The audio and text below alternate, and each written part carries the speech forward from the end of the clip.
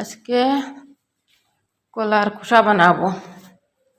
অনেকে তো এই যে কলা কাটতেছি, অনেকে তো কলার খোসা ফেলে দেয়, আমরা বানাই, খুব টেস্ট আসছে খাতে। এই যে চিল্কা করতেছি, খোসা, কলার খোসা আচ্ছা দিয়ে নিচে দিয়ে রসুন পেঁয়াজ ঝাল উপরে রাখলাম, রেখে এবার কড়াইতে তেল চড়াই দিছি। তেল গরম হয়ে গেলে এবার এই পাঁচফোড়ন দেব, পাঁচফোড়ন আছে, আর শুকনো ঝাল দেব, দিয়ে তারপরে এই যে কলার খোসা ঢেলে দিছি। আর এবারে হিলাই চিলাইয়ে ভালো করে বাছতে হবে, নমক হলদি দিয়ে হিলাই চিলাইয়ে, এই যে হিলাই চিলাই ভালো করে ভেজে নিতে হবে। বাজার মতো হয়ে গেছে, এবার একটু ঢেকে দেব।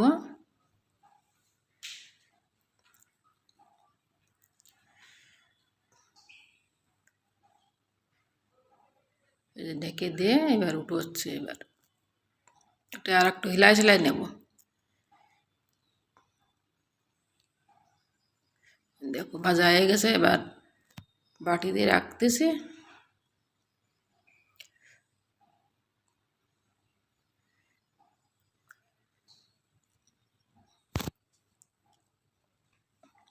রেখে শিল পাটায় বাটবো। এই যে পেলে শসা দিলাম, প্রথমে শসা দিলাম, শসা ভালো করে বাটিয়ে নেব।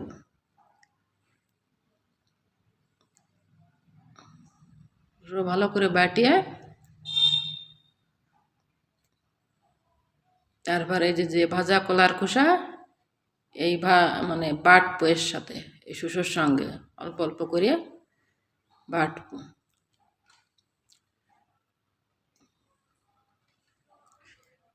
খাতে খুব টেস্ট, ভাতের সঙ্গে, রুটির সঙ্গেও খাতেই পারো।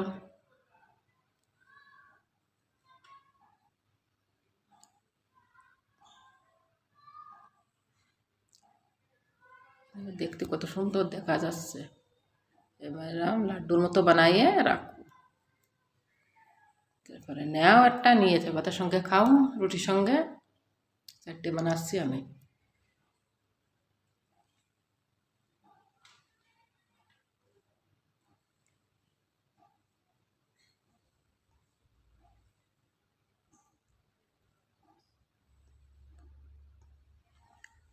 এই দেখো দেখতে কত সুন্দর দেখা যাচ্ছে,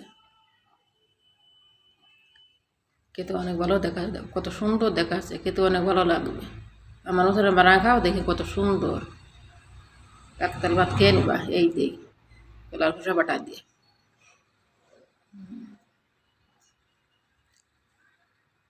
এই দেখো, এই যে ভাতের সঙ্গে খাচ্ছি, কত সুন্দর। হ্যাঁ, দেখো কত সুন্দর লাগতেছে।